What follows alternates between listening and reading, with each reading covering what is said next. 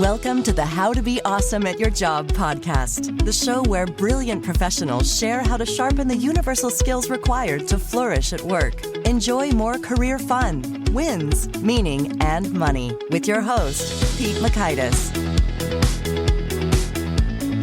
Hello, and thanks for joining us here for episode 744 with Dr. Nate Zinsser. Fun fact, one of the top things I've heard y'all request is being more confident. How do I build more confidence, have more confidence, get more confidence? Well, here's a dude who literally wrote the book on that and is discussing how to master the skill of confidence. So you'll learn 1, why confidence is a skill and not a quality. 2, how to make affirmations work for you. And 3, what to do when you feel unmotivated. So if you want to check out the show notes or the transcript or the links to items that we mentioned, you can pay us a visit over at awesomeatyourjob.com/EP744.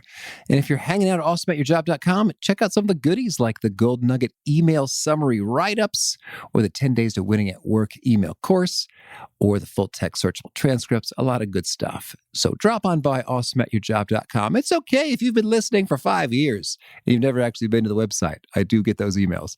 But I think you'll be pleased with yourself if you check out those extra goodies at awesomeatyourjob.com. Now, here's some goodies about Nate. Dr. Nate Zinsser is the director of the Performance Psychology Program at the United States Military Academy at West Point, the most comprehensive mental training program in the country, where since 1992, he has helped prepare cadets for leadership in the U.S. Army.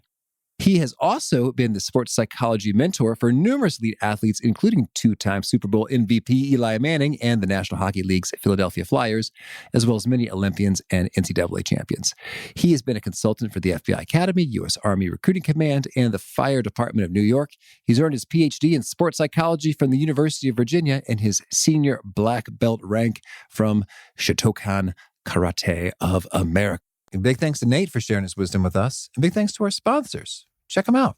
One sponsor to check out is Storyworth. Whenever I'm thinking about meaningful Father's Day gifts, Storyworth leaps to mind. Storyworth helps you preserve precious memories and stories from your father for years to come. Each week, Storyworth emails your loved ones a thought-provoking question that you get to help pick, such as, what's the bravest thing you've ever done? I personally love the prompt so much that I have refreshed Storyworth's questions page many times looking for more. Storyworth makes the writing process super quick and easy. All your loved one needs to do is respond to that email with a story, and then you get a quick copy of that. And after a year of this fun, Storyworth compiles your loved one's stories and photos into a beautiful keepsake hardcover book that you'll be able to share and revisit for generations to come. Families love Storyworth so much, they've got 25,000 5-star reviews on Trustpilot and have millions of stories preserved. So give all the fathers in your life a unique, heartfelt gift they'll all cherish for years. Storyworth. Right now, you can save $10 on your first purchase when you go to storyworth.com/awesome. That's storyworth.com/awesome to save $10 on your first purchase. And big thanks to our sponsor, Acorns. Acorns makes it easy to start automatically saving and investing for your future. You don't need a lot of money or expertise to invest with Acorns. In fact, you can get started with just your spare change. Acorns recommends an expert-built portfolio that fits you and your money goals, then automatically invests your money for you. NerdWallet.com, whom I love on these sorts of matters, gives Acorns a whopping 4.7 stars and says, quote, if you want to make the most of your spare change, there's no better place to do that than Acorns. Head to acorns.com/awesome or download the Acorns app to start saving and investing for your future today. And we got a legal disclaimer here. It may not be representative of all clients. Tier 1 compensation provided. Compensation provides an incentive to positively promote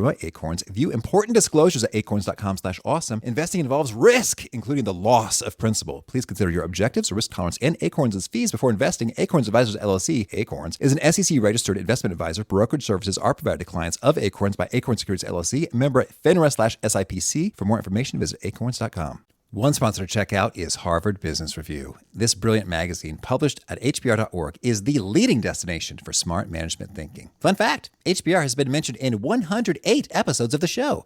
That's because HBR has great stuff that comes up often. They've got explainer videos, podcasts, real-world case studies, and much more. I think of HBR each night that I put on my special orange glasses. Their article, Will Blue Light Glasses Improve Your Sleep?, revealed that those who wore them reported better sleep and a 7% improvement in work performance as compared to those who wore the sham glasses. So I cite HBR anytime anyone tells me that I look silly wearing them. Now, much of HBR's content is available for free when you sign up at their site. Subscriptions that get you unlimited content cost $10 a month. If you visit hbr.org/subscriptions and enter the promo code AWESOME, you can save 10% off of that subscription. Again, to save 10% off of your HBR subscription, go to www.hbr.org/subscriptions and enter the promo code AWESOME. Now, here's Nate. Nate, welcome to How to Be Awesome at Your Job. Pete, thanks for the invite. Wonderful to be here. Well, I'm so excited to chat with you. One of my best friends went to West Point, and you're the director of performance psychology, and I love performance psychology. And you've got a really cool background and resume with being a wrestling champion, a mountaineer, a karate black belt, working with elite athletes like Eli Manning. Could you share with us maybe one fun story that cues this up in terms of a transformation and what's possible when we get a handle on some of this mental stuff? Okay. Well, here's one fun little story about how I actually ended up at West Point. All right. I had been prepared for a fairly traditional academic career in the field of sports psychology, although I was very interested in doing applied work, and I had gone to a graduate program, a Ph.D. program at the University of Virginia that was very much emphasized on applied work, actually dealing with athletes and helping them rather than just being in an Ivy intellectual tower. And I found out that there was a job opening at West Point. And I found out that on a Thursday, but I also found out that I had to get the credentials in and the application materials done by Monday. Mm-hmm. So I had to believe in myself enough that I could assemble everything. And this was not your standard application. This was a very complicated federal employee application process. So I had to believe in myself to get all that stuff done rather quickly, get it in the mail, and then be patient while the system worked through. As the system worked through, I was not originally selected as one of the finalists for the job. And when I found out about that, I took the bull by the horns. I called up the United States Military Academy. I eventually got through to the gentleman who I would eventually be working for. And I said, Colonel, you have got to look at my resume because I am the guy for this job. And the rest, ladies and gentlemen, as they say, is history. Yeah, I love it. It's so bold. And it's so, I'm just putting myself in the Colonel's shoes there. It's sort of like, what? It's sort of like you're taken aback, like, well, this doesn't really ever happen. I'm intrigued and curious. Okay, Nate, why? I'm all ears. You have my attention. Yeah. Well, I explained to him that I was the guy for the job and I had everything that he was looking for. And he was open enough and relaxed enough about the process, not being able to go by the rules, play by the rules, but interpret them a little bit here and there. And the rest is history. I've been there for almost 30 years.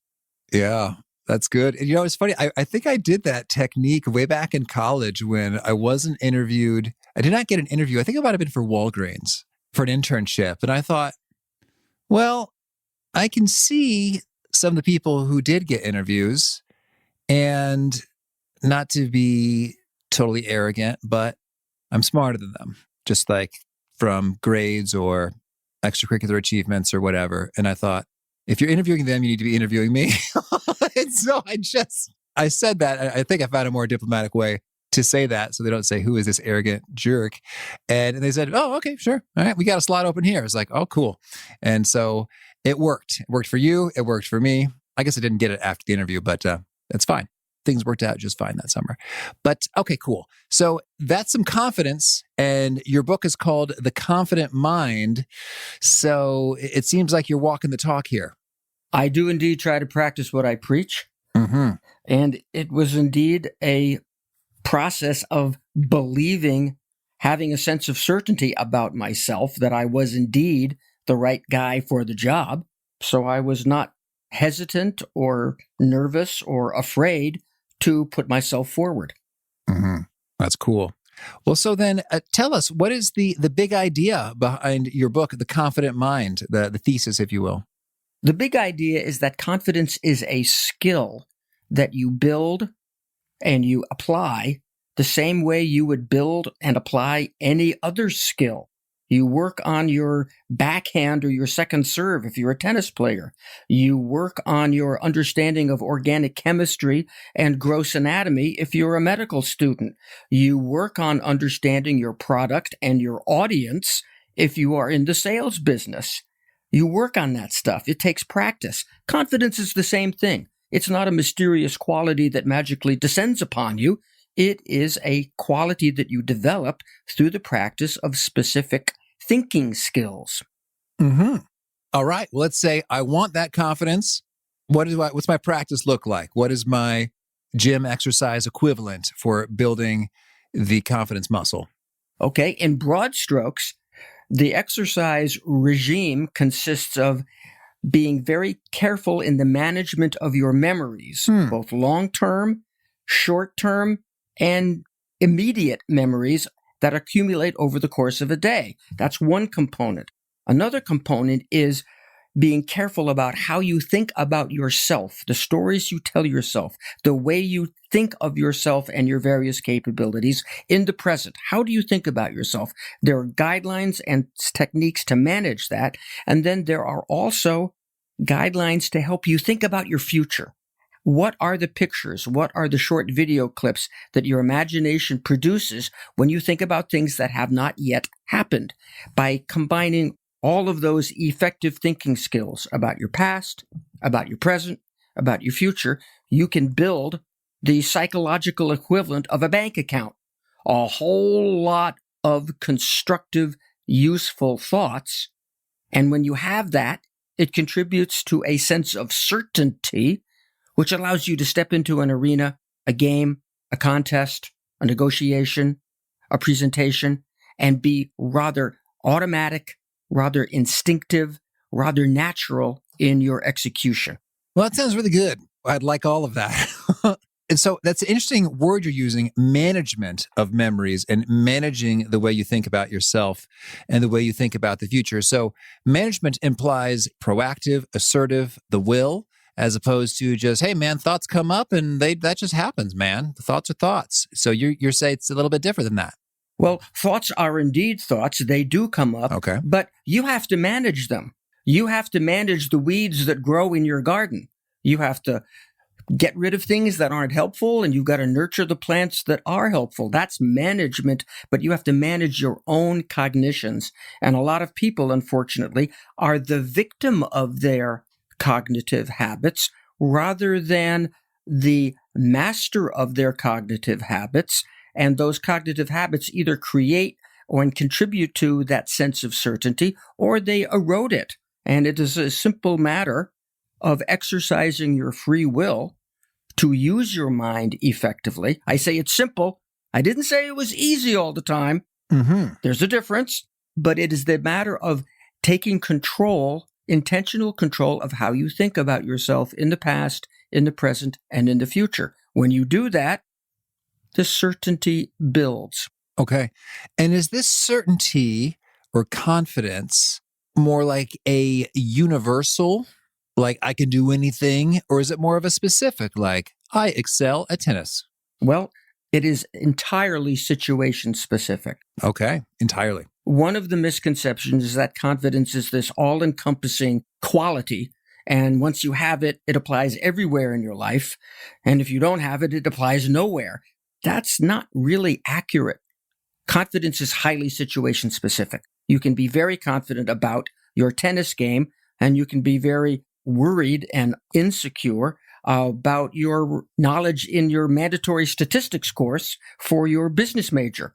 Interestingly, even within your tennis game, you can have varying degrees of confidence about forehand, backhand, volleying, serving, etc., etc., etc. But the good news is that you can develop confidence in any area of your life that you choose to.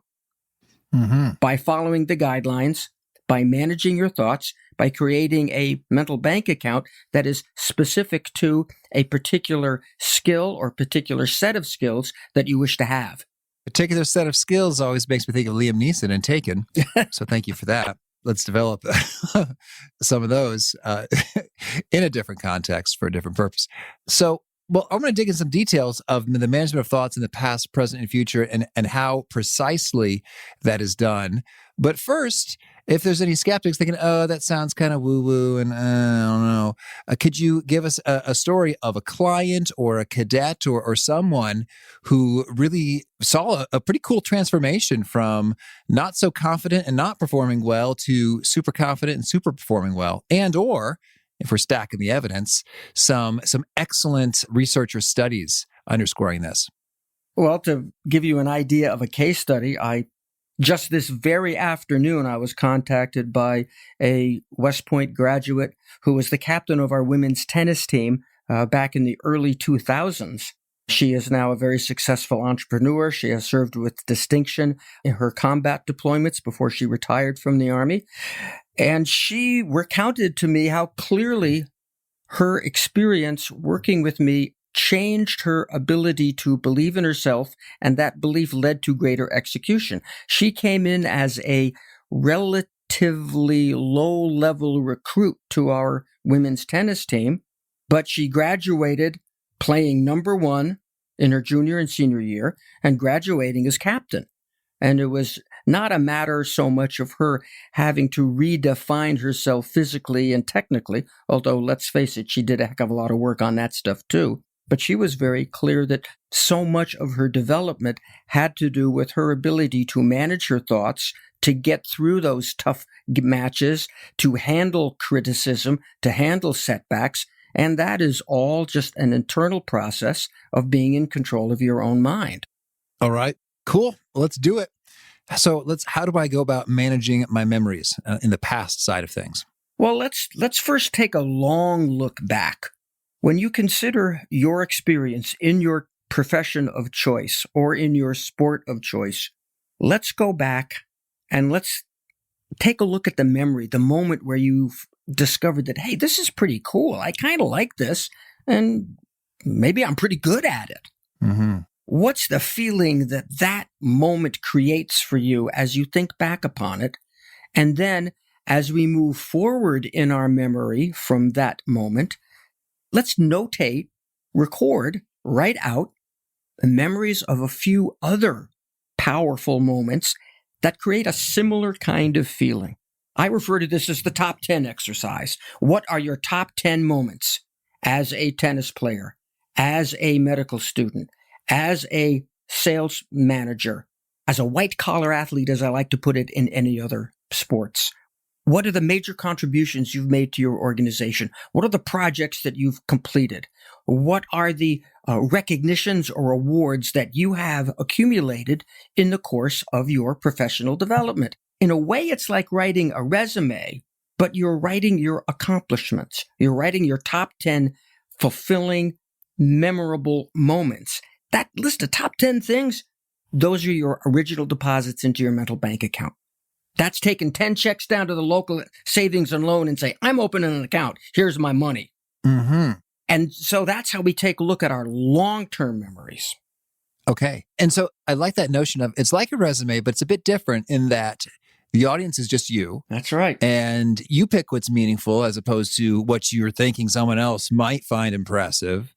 And you're prioritizing based upon the emotional juice as opposed to someone else's perceived valuation of that thing. Exactly. This is a very personal exercise. Okay. And so once we've established our bank account with those top 10 moments, then it becomes a matter of managing our memories day by day by day. What did you accomplish today as you look back on the day? What did you accomplish in terms of effort? Where did you give quality effort? What moments in your day were characterized by maybe pushing through something that you knew you had to do but really didn't want to do? Where did you overcome a little procrastination, which plagues us all, let's face it? So record an episode of effort and then look at the day and ask yourself, what did I get right? What little successes did I have? Record some episodes of success, be they ever so small and ever so humble. And third, think about your day. Think about maybe some of the previous days and record an episode of progress. What am I getting better at? What do I seem to be improving? And so you have a daily ESP reflection. E for effort, S for success, P for progress. And that is an exercise that you conduct at the end of every day, sometime before retiring. And those are some deposits that you make daily into your mental bank account. Mm-hmm. And we can take it one step further, looking at how you manage your memories in the course of a day. I finish a meeting. I have 5 minutes before the next one. I can take 30 seconds of that 5 minutes and say, what was the best moment for me in that meeting? Where did I hear properly? Where did I respond properly? What did I understand? And just that little tiny memory of a little, very small highlight with a very small H, that's a deposit. And so you can make many small deposits throughout the day, some bigger ones at the end of the day, and they all are complemented by your top 10. And so you're in this process of daily and indeed hourly building up a sense of certainty about yourself. Mm-hmm. And again, and all of these are within a particular context. And so, absolutely. Okay, what's your advice on this one, Nate? How many domains can we tackle concurrently? Because I love the notion of focus, but if it's like, oh boy, I need more confidence in my professional life and as a parent and as a spouse and et cetera, et cetera. You can do it for as many different performance arenas or performance situations as you care to. I would start out with the one that's most important to you in the long term. Okay. To get that started. But you could indeed conduct a daily ESP for your physical training. If you're working on your fitness training for a 5K or a 10K or a marathon, you can do a daily ESP for your professional work. You could do a daily ESP for your relationships that are key. And again, this daily ESP is about a 3-minute exercise, ladies and gentlemen. Yeah. And we all got that kind of time. Okay. All right. So we covered the past nicely. And it looks like you did the present as well in terms of like the super recent past. Or is there more that you'd like to add about the present in terms of the way you think about yourself right now? Yes. The way you think about yourself right now revolves around the stories that you keep in yourself about yourself. We all have opinions about how smart we are, how good we are at this, how bad we are at that. So telling yourself stories that contribute to a sense of optimism and energy is really important.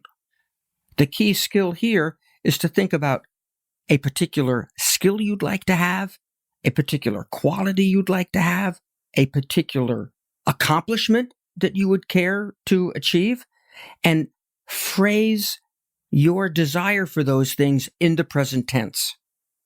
My cross-court backhand goes deep and scores points. That's a skill I want to have. So I am affirming it. I am saying yes to it. And I'm very specific about what I want, the story I want to tell myself about myself. My backhand is, I listen carefully to each of my subordinates. I easily stay in the moment to solve problems as they come up. Telling yourself these stories are further deposits into your bank account, and they kickstart effort and action that is consistent with what you are affirming.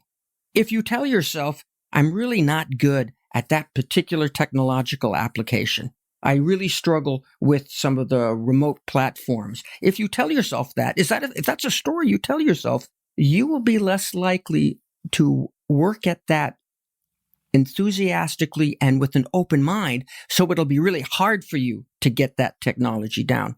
If, on the other hand, you change the way you think about yourself in the present, I easily learn new skills. I easily learn new applications.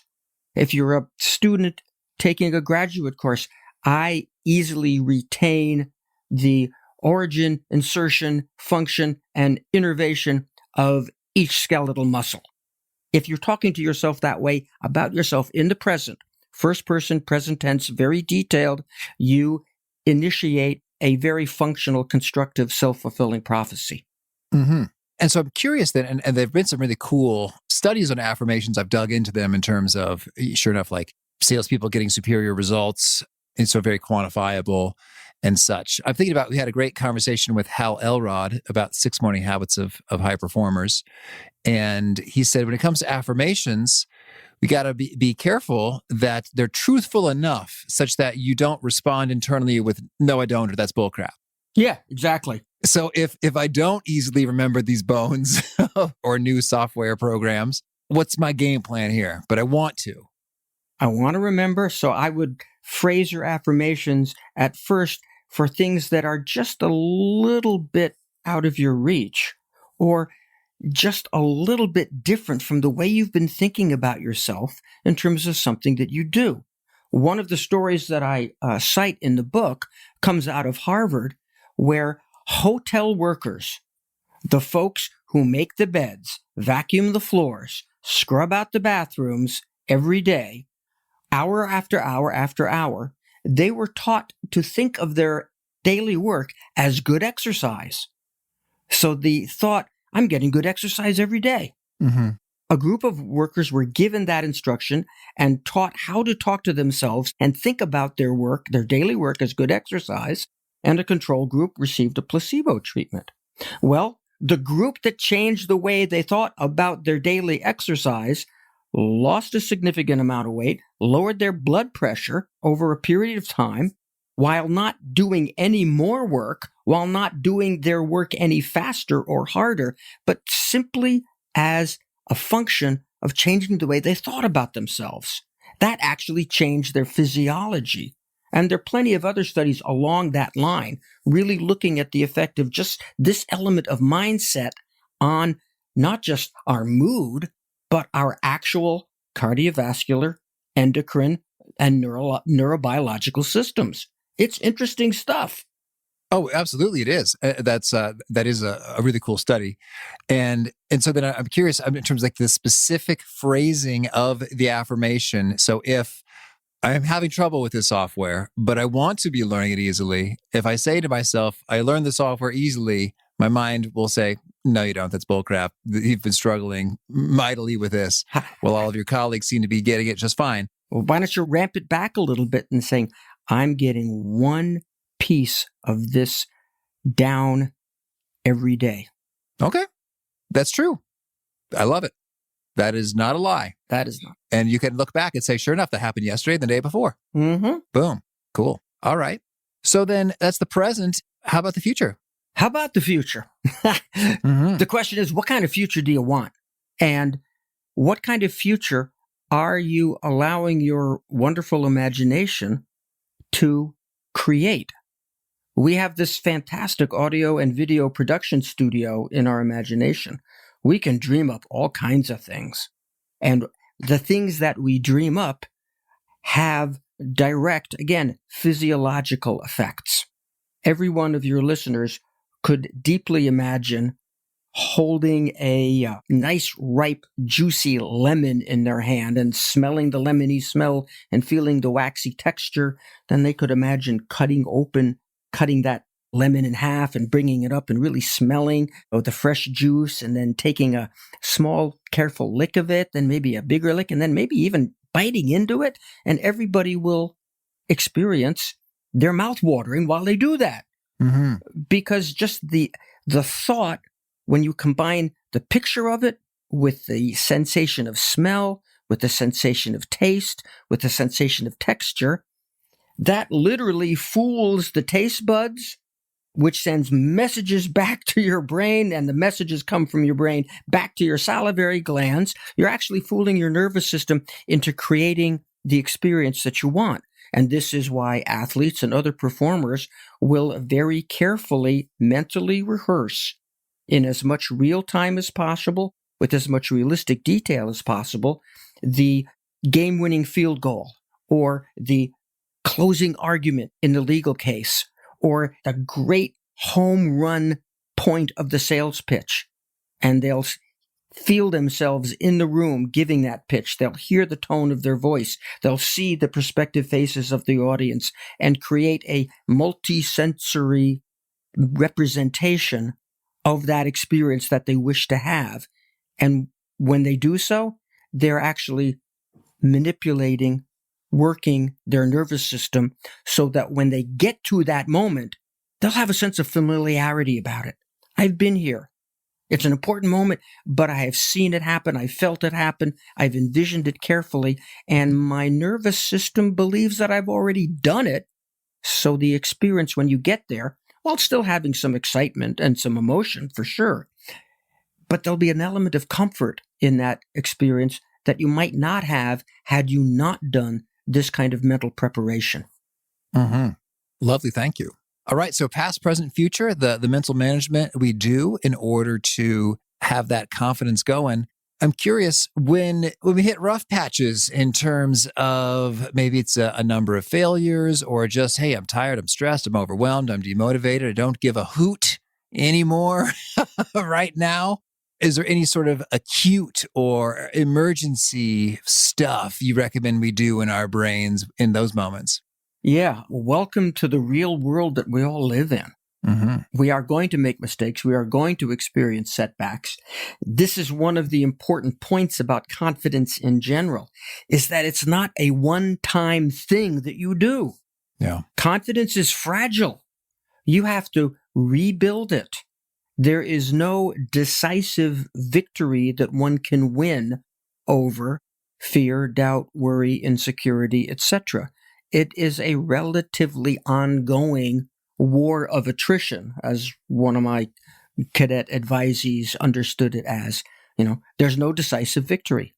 I can't just get it and expect to have it all the time because the world is going to kick back. We have a saying in the military, the enemy gets a vote. Mm-hmm. And we all got to be aware of setbacks, difficulties, things that happen around us that can negatively affect our confidence. And then there are the things that we say to ourselves internally that also negatively affect our confidence. So a few safeguards in this context, Pete, is how you look at those inevitable failures and how you respond to your own inevitable simple human imperfection. You have to look at those moments and acknowledge that they happened, but one way to think about them is that they're temporary. Okay. It happened that one time. It happened that one time. It happened that one time. As opposed to having something go wrong and you unconsciously assume that it'll continue. And you fall into the, oh, here I go again. Same stuff all over again. Mm-hmm. You got to protect yourself from that trap by keeping it in the time that it occurred. It happened that one time. It's temporary. And you may have to do that 4 or 5 times. It happened this time, it happened that time, but it's just those times. You keep it in that context. The second rule about this is to look at those imperfections, those mistakes, those setbacks as limited in where they occurred. It happened in that situation.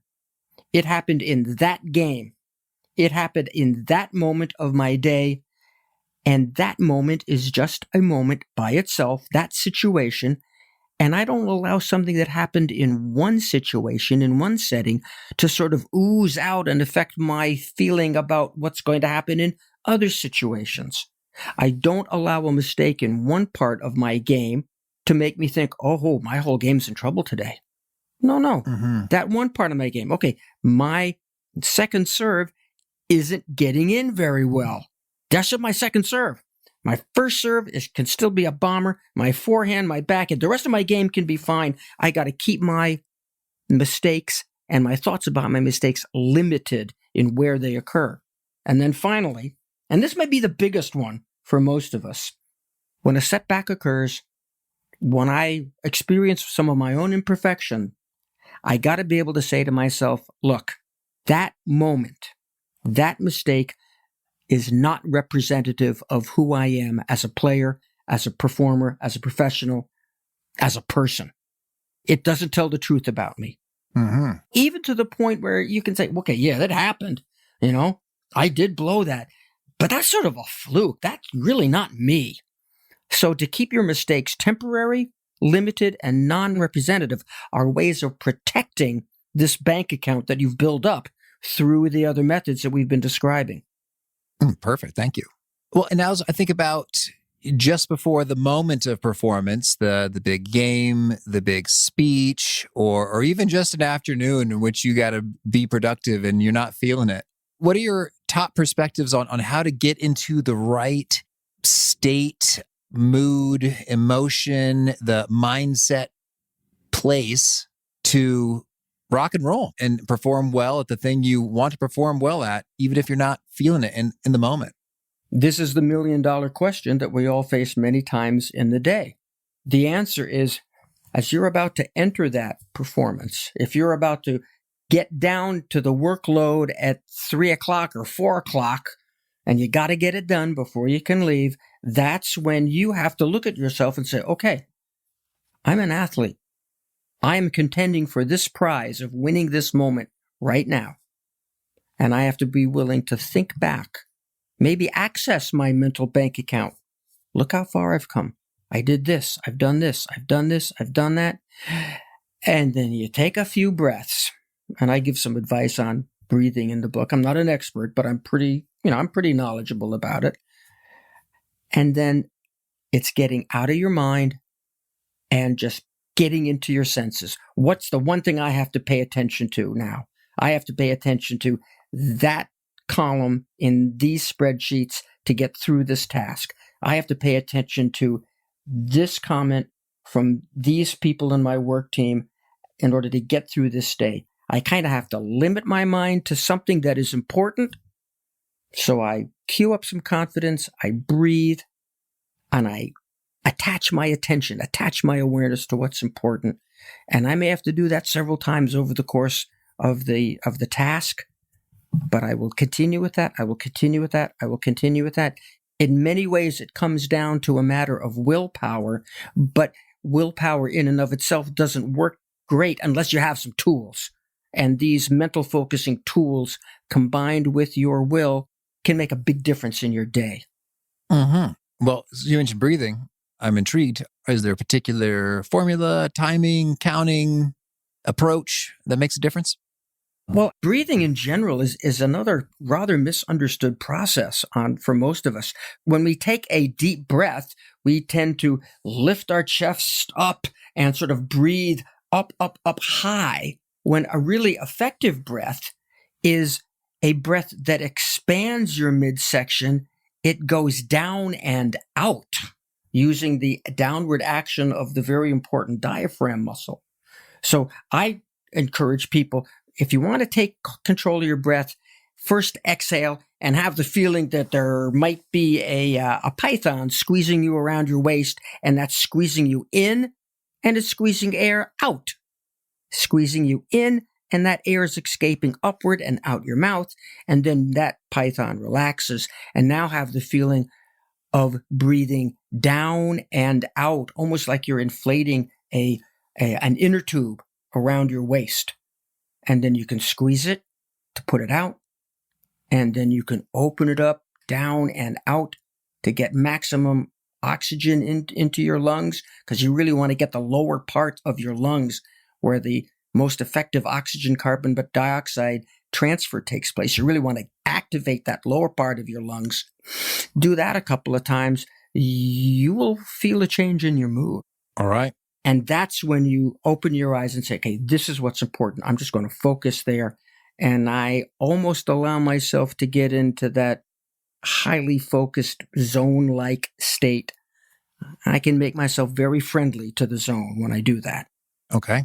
Well, Nate, tell me anything else you want to make sure to mention before we shift gears and hear about some of your favorite things. I would just reinforce for people, it's a skill. It takes work. But the work is well within your capabilities, and it is a constant thing. And very importantly, if you develop the quiet internal sense of certainty I'm describing, you can remain indeed a very polite, modest, respectful, pleasant person to be around. One of the misconceptions is that confidence equals outspoken, chest-beating arrogance. And no. We occasionally see, and unfortunately, the media likes to highlight these loud, brash, outspoken individuals. But what the media doesn't often help us understand is how many quiet, introverted, yet very confident people there are out there. And so for all you quiet introverts, plenty of hope for you, folks. It's about how you think. It's not necessarily about how you open your mouth and portray yourself. All right. Now, could you share with us a favorite quote, something you find inspiring?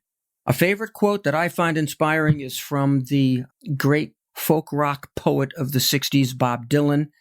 And the phrase reads, "He not busy being born is busy dying." Mm-hmm. It's from a song, "It's All Right, Ma." And I've always liked that quote because you are either in a process of developing, expanding in one way or another, or you are in the process of shrinking and stagnating. If we look at developmental psychology, this is indeed a theme that takes place throughout each stage of development, right through our most senior years. Are you generating things even in your 70s and 80s, or are you stagnating? He not busy being born is busy dying. Okay. And could you share a favorite study or experiment or bit of research? Okay, here's one. I included this in the book because I think it's really important. We've been talking about that, the way you talk to yourself, the stories you tell yourself. And we've been talking about how you get rid of the internally generated negativity.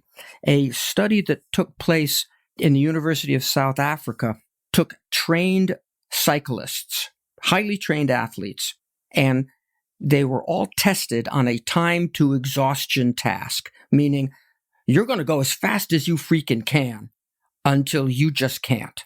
So we get a baseline of what their absolute maximum output is. Half of those trained cyclists were taken through a course in what you would call motivational self-talk, learning to talk to yourself in the moment while you are working very hard. Keep this going.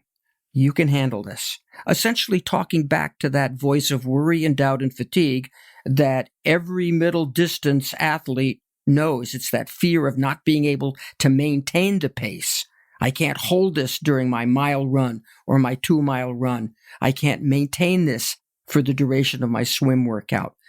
But these athletes were trained to start and continue and finish with a very powerful group of affirmational statements. Get this down. You're wet. You're fine. Keep the hammer going, etc., etc. And then the other group were given a placebo treatment. 3 weeks later, everybody was retested. On the average, the group who had learned to talk back to their voice of negativity lasted 18% longer than the non-trained subjects. They showed an 18% improvement over their previous baseline, and they had a lower sense of perceived exertion while doing so. 18% improvement? Who wouldn't want that in their batting average, shooting percentage, sales figure growth? Who wouldn't want an 18% improvement? That's a pretty powerful study, and it all had everything to do with how you talk to yourself. Beautiful. Thank you. Well, that's a really compelling study, Nate. Do you happen to know the principal investigators or have a citation? Yes, I've got that. Samuel Marcora, Marcora, University of Kent. Awesome. Yeah, you want to look at the book Alex Hutchinson's Endure, Mind, Body, and the Curiously Elastic Limits of Human Performance. That's a William Morrow 2018 reference, page 260. Perfect. Thank you. Yeah. And a favorite tool, something you use to be awesome at your job? I make sure that I practice 15 minutes of very careful but very energizing breathing every morning. Mm-hmm. I make sure that I am working that diaphragm muscle. I am working those abdominal muscles. I am massaging the liver, which is what happens when you breathe properly. And it's a very relaxing experience, but at the same time, it's somewhat exhilarating.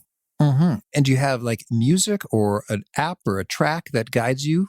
Nope. I do this simply seated on a small cushion. I don't need any guidance. I have been practicing meditation since 1971, where I learned a technique that involved the repetition of a sound, the repetition of a mantra that you do over and over again with subvocally, but these days it's all breath training. Okay. And by the way, I keep my own ESP daily journal as well. Oh, cool. I am still practicing Japanese karate, and so every day I'm looking at my physical practice and making notes about this movement, this feeling, this interpretation. It's an ongoing iterative process. Mm-hmm. Is there a particular nugget that you're known for or people quote you on often? Doxy says, a little bit of delusion is the origin of every major important change in your life. All right. A little bit of delusion. Yeah. And if folks want to learn more or get in touch, where would you point them? I have a website, drnatezinsser.com. You can reach me there. And the book, The Confident Mind, has a lot of good nuggets in it. Okay. And do you have a final challenge or call to action for folks looking to be awesome at their jobs? Yeah, here's the call to action. Is the quality of your thinking consistent with the quality of life that you want to lead and the quality of the performances that you want to experience? All right. Thank you. Nate, it's been a treat. I wish you much luck with your book, The Confident Mind, and all you're up to. Well, thank you, Pete. This has been a wonderful interview. My best wishes and best luck for all your listeners. Let's have a great 2022. I really appreciated Nate's metaphor of the bank account. And I've really seen that in my own life. And he talked about having to rebuild the confidence or to replenish your bank account via making deposits.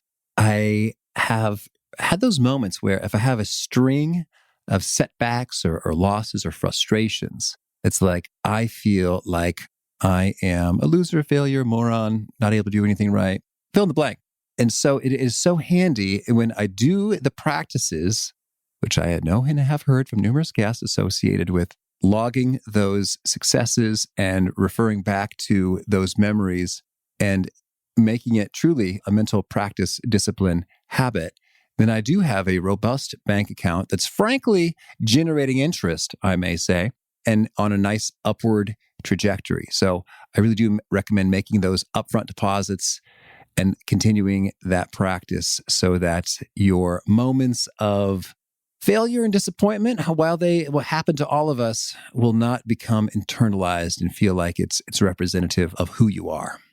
So powerful stuff from Nate. Again, the show notes and the transcript and the links to items we've referenced are at awesomeatyourjob.com/EP744. Hope to catch you next time.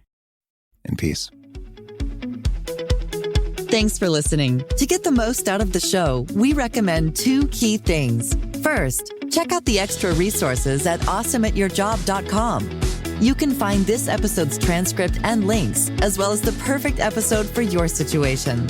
You can search the full text transcripts of hundreds of episodes or explore episodes tagged by topic and competency covered. Second, subscribe to the podcast and get future episodes automatically. You can subscribe by telling Siri and several other smartphones and speakers, subscribe to the How to Be Awesome at Your Job podcast, or by tapping subscribe in your podcast player of choice. If you'd like some extra help figuring out podcasts and how subscriptions work, visit awesomeatyourjob.com/subscribe for guidance. Hope to catch you on the next episode of How to Be Awesome at Your Job.